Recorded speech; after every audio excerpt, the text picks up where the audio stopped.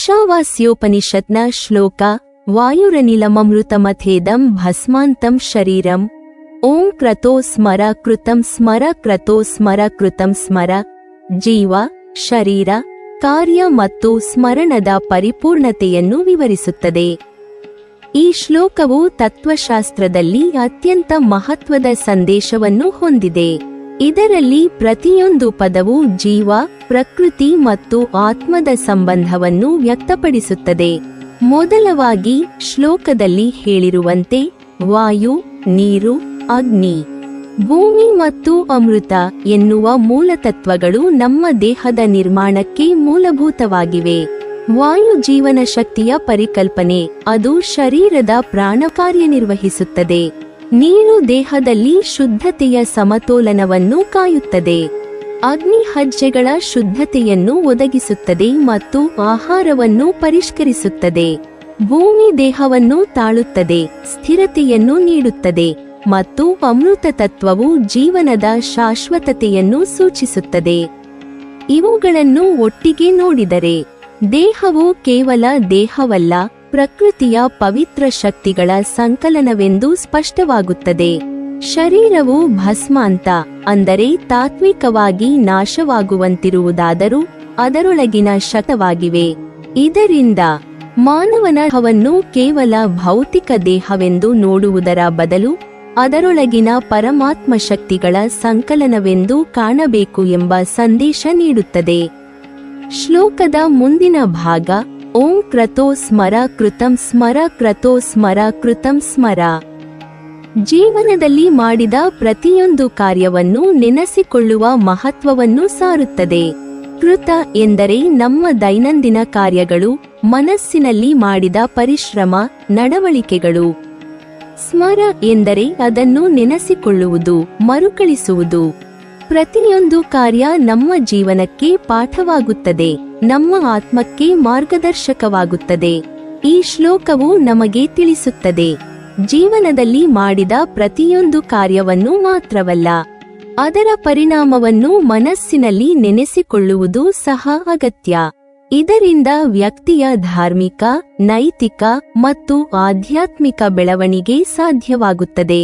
ಈಶಾವಾಸ್ಯೋಪನಿಷತ್ ತತ್ವದಲ್ಲಿ ಶರೀರ ಮತ್ತು ಆತ್ಮವು ವಿಭಿನ್ನವಾಗಿರುವುದಿಲ್ಲ. ದೇಹವು ಆತ್ಮದ ಅಂಗವ್ಯೂಹ, ಆತ್ಮವು ಶರೀರದ ಜೀವಶಕ್ತಿ. ದೇಹ ಶುದ್ಧವಾಗಿದೆಯಾದರೆ, ಮನಸ್ಸು ಶುದ್ಧವಾಗಿದೆಯಾದರೆ ಜೀವನದಲ್ಲಿನ ಕಾರ್ಯಗಳು ನಿರ್ದಿಷ್ಟ ದಿಕ್ಕಿನಲ್ಲಿ ನಡೆಯುತ್ತವೆ. ಶುದ್ಧ ದೇಹ ಮತ್ತು ಶುದ್ಧ ಮನಸ್ಸಿನ ಮೂಲಕ ವ್ಯಕ್ತಿ ಜೀವನವನ್ನು ಸಮತೋಲನ, ಶಾಂತಿ ಮತ್ತು ಆತ್ಮಸಂತೃಪ್ತಿಯೊಂದಿಗೆ ನಡೆಸಬಹುದು. ಶ್ಲೋಕವು ನಮಗೆ ದೇಹ ಮತ್ತು ಆತ್ಮದ ಮಧ್ಯೆ ಇದ್ದ ಸಂಬಂಧವನ್ನು ಅರಿತಂತೆ ಬದುಕುವ ಮಹತ್ವವನ್ನು ಸಾರುತ್ತದೆ. ಸಾರಾಂಶವಾಗಿ, ಈ ಶ್ಲೋಕವು ಜೀವನವನ್ನು ಕೇವಲ ದೈಹಿಕ ಅಥವಾ ಭೌತಿಕ ಅನುಭವಗಳ ಸಂಕಲನವೆಂದು ನೋಡುವುದನ್ನು ತಡೆಯುತ್ತದೆ. ಇದು ನಮಗೆ ತಿಳಿಸುತ್ತದೆ, ದೇಹವು ವಾಯು, ನೀರು, ಅಗ್ನಿ, ಭೂಮಿ ಮತ್ತು ಅಮೃತ ತತ್ವಗಳ ಸಂಕಲನವಾಗಿದೆ ಮತ್ತು ನಮ್ಮ ಪ್ರತಿ ಕಾರ್ಯ, ನಮ್ಮ ಪ್ರತಿಯೊಂದು ಸ್ಮರಣೆ ನಮ್ಮ ಆತ್ಮದ ಬೆಳವಣಿಗೆಗೆ ಮಾರ್ಗದರ್ಶಕವಾಗಿದೆ. ಜೀವನದಲ್ಲಿ ಧ್ಯಾನ, ತತ್ವಚಿಂತನೆ ಮತ್ತು ಸ್ಮರಣೆ ಅವಶ್ಯಕ. ನಾವು ಜೀವನದಲ್ಲಿ ನಡೆಸುವ ಪ್ರತಿಯೊಂದು ಕ್ರಿಯೆಯನ್ನು ಜ್ಞಾನ, ನೈತಿಕತೆ ಮತ್ತು ಧಾರ್ಮಿಕ ಬೋಧನೆಯೊಂದಿಗೆ ನಡೆಸಿದಾಗ ನಮ್ಮ ಜೀವನ ಶಾಶ್ವತವಾಗಿ ಸಂಪೂರ್ಣತೆಯನ್ನು ಪಡೆಯುತ್ತದೆ. ಈಶಾವಾಸ್ಯೋಪನಿಷತ್ ನಮಗೆ ತಿಳಿಸುತ್ತದೆ, ಜೀವನವು ಕೇವಲ ದೇಹ ಮತ್ತು ಆಭ್ಯಂತರ ಅನುಭವಗಳ ಸಂಕಲನವಲ್ಲ, ಆದರೆ ಪ್ರತಿಯೊಂದು ಕ್ರಿಯೆ, ಪ್ರತಿಯೊಂದು ನೆನಪು, ಪ್ರತಿಯೊಂದು ತತ್ವಚಿಂತನೆ ನಮ್ಮ ಜೀವನವನ್ನು ಪ್ರಭಾವಿಸುತ್ತದೆ. ಈ ಶ್ಲೋಕವು ಜೀವನದ ಶ್ರೇಷ್ಠ ಮಾರ್ಗವನ್ನು ಶರೀರ ಆತ್ಮ ಕ್ರಿಯೆ ಸ್ಮರಣೆಗಳ ಸಮ್ಮಿಲನದ ಮೂಲಕ ವ್ಯಕ್ತಪಡಿಸುತ್ತದೆ.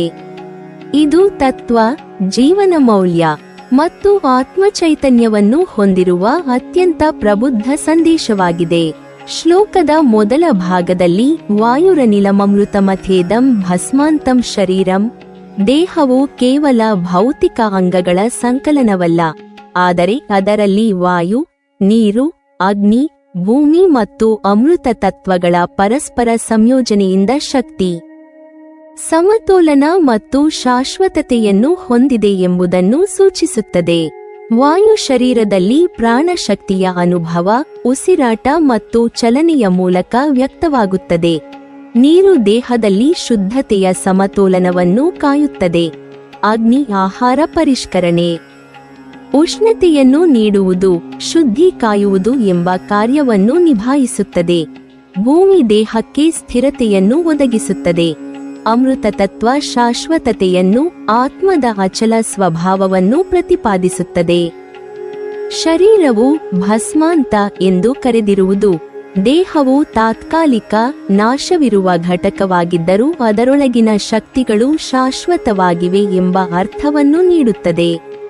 ಈ ದೃಷ್ಟಿಯಿಂದ ಶರೀರವು ಕೇವಲ ಭೌತಿಕ ಸಾಧನವಲ್ಲ, ಇದು ಆತ್ಮದ ಅನುಭವ, ಕಾರ್ಯ ಮತ್ತು ಸ್ಮರಣೆಯ ವೇದಿಕೆ.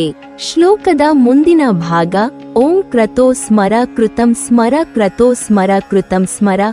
ಪ್ರತಿಯೊಂದು ಕಾರ್ಯವನ್ನು, ಪ್ರತಿಯೊಂದು ನಡವಳಿಕೆಯನ್ನು ನೆನೆಸಿಕೊಳ್ಳುವ ಮಹತ್ವವನ್ನು ಸಾರುತ್ತದೆ. ಕೃತ ಎಂದರೆ ನಮ್ಮ ದೈನಂದಿನ ಕಾರ್ಯಗಳು, ನಮ್ಮ ಪರಿಶ್ರಮ ಮತ್ತು ನಡವಳಿಕೆಗಳು. ಸ್ಮರ ಎಂದರೆ ಅದನ್ನು ಮನಸ್ಸಿನಲ್ಲಿ ನೆನೆಸಿಕೊಳ್ಳುವುದು, ಅವುಗಳಿಂದ ಪಾಠ ತೆಗೆದುಕೊಳ್ಳುವುದು. ಈ ಭಾಗವು ಜೀವಕ್ಕೆ ತತ್ವಾತ್ಮಕ, ನೈತಿಕ ಮತ್ತು ಆಧ್ಯಾತ್ಮಿಕ ಮಾರ್ಗವನ್ನು ಒದಗಿಸುತ್ತದೆ. ಜೀವನದಲ್ಲಿ ಮಾಡಿದ ಪ್ರತಿಯೊಂದು ಕಾರ್ಯ, ಕ್ರಿಯೆ ಆತ್ಮದ ಬೆಳವಣಿಗೆಗೆ ಮಾರ್ಗದರ್ಶಕ, ಆತ್ಮಸಾಕ್ಷಾತ್ಕಾರಕ್ಕೆ ಹಾದಿಯಾಗಬೇಕು ಎಂದು ಶ್ಲೋಕವು ನಮಗೆ ತಿಳಿಸುತ್ತದೆ. ಕರ್ಮವು ಧರ್ಮ, ಜ್ಞಾನ ಮತ್ತು ಧ್ಯಾನದ ಮೂಲಕ ನಡೆಯಬೇಕೆಂದು ಇದು ಸೂಚಿಸುತ್ತದೆ. ದ್ವೈತ ದರ್ಶನದಲ್ಲಿ ಆತ್ಮ ಮತ್ತು ಪರಮಾತ್ಮ ವಿಭಿನ್ನ. ದೇಹವು ವಾಯು, ನೀರು, ಅಗ್ನಿ, ಭೂಮಿ, ಅಮೃತ ತತ್ವಗಳಿಂದ ನಿರ್ಮಿತ. ದ್ವೈತದ ದೃಷ್ಟಿಯಲ್ಲಿ ಪ್ರತಿಯೊಂದು ಕ್ರಿಯೆ ಆತ್ಮ ಮತ್ತು ದೇವರ ನಡುವಿನ ಸಂಬಂಧವನ್ನು ಕಟ್ಟುತ್ತದೆ. ಕ್ರಿಯೆಯನ್ನು ಮನಸ್ಸಿನಲ್ಲಿ ನೆನೆಸಿಕೊಳ್ಳುವುದು ದೇವರ ಹಿತವನ್ನು ಮನಃಪೂರ್ವಕವಾಗಿ ಅರಿತಂತೆ ನಡೆಯಬೇಕು. ಅದ್ವೈತ ದರ್ಶನದಲ್ಲಿ ಆತ್ಮ ಮತ್ತು ಪರಮಾತ್ಮ ಏಕವ್ಯಕ್ತಿಯಾಗಿ ಕಂಡುಬರುತ್ತವೆ. ದೇಹವು ಮಾಯಾಜಾಲ, ಕ್ರಿಯೆಗಳು ಭೌತಿಕ ಜಗತ್ತಿನ ಪಾತ್ರ, ಆದರೆ ಆತ್ಮ ಶಾಶ್ವತ, ಅಚಲ. ಭಸ್ಮಾಂತಂ ಶರೀರಂ ಎಂಬುದು ದೇಹದ ಅಸ್ತಿತ್ವವನ್ನು ಸೂಚಿಸುತ್ತದೆ, ಆದರೆ ಆತ್ಮ ಯಾವತ್ತೂ ಶಾಶ್ವತ. ಈ ಶ್ಲೋಕವು ಕ್ರತು ಸ್ಮರ ಕೃತಂ ಸ್ಮರ ಮೂಲಕ ಜೀವನದಲ್ಲಿ ಮಾಡಿದ ಪ್ರತಿಯೊಂದು ಕಾರ್ಯವನ್ನು ಜ್ಞಾನಪೂರ್ಣವಾಗಿ, ನಿರ್ಲೋಭವಾಗಿ, ಸ್ವಯಂ ಅನ್ವೇಷಣೆಯೊಂದಿಗೆ ನೋಡಬೇಕೆಂದು ಸೂಚಿಸುತ್ತದೆ.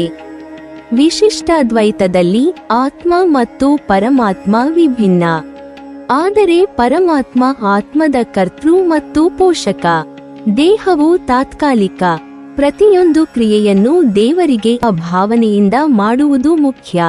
ಕ್ರತು ಸ್ಮರ ಕೃತಂ ಸ್ಮರ ಎಂದರೆ ಭಕ್ತಿಯ ದೃಷ್ಟಿಯಿಂದ, ಫಲಕ್ಕಾಗಿ ಲಗ್ನವಾಗದೆ ದೇವರನ್ನು ನೆನೆಸಿಕೊಂಡು ಕರ್ಮ ನಿರ್ವಹಿಸಬೇಕು.